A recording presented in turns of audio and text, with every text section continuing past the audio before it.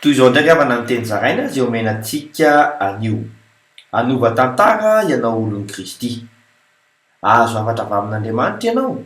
Ako voasoratra amin'ny Jona 3:1-2 amin'ny anaran'i Jesosy hoe mitsangana ka makanisa Ninive, ilay tanàna lehibe, ary toroy aminy ny teny izay lazaiko aminao.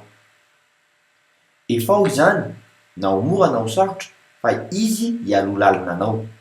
Ako voasoratra amin'ny Jona 3:1-3 amin'ny anaran'i Jesosy hoe dia nitsangana Jona ka niakany Ninive araka ny tenin'i Jehovah, ary Ninive dia tanàna lehibe teo anatrehan'Andriamanitra, dia lalana ateloana.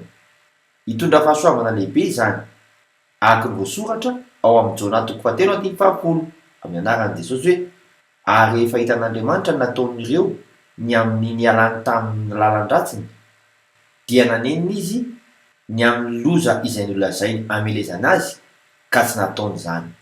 Io fa ny tanàna izay hiatefan'ny hafatra izay ampitondraina anao. Mavaka isika. Raha eo, velona sy mahery ny teninao ka mitondra hery vao any amin'izay hiatefany. Meo fasahianao amafy izany amin'ny anaran'i Jesosy Kristy velona avy any Nazareta. Amen. Mandrabe ao tompoko.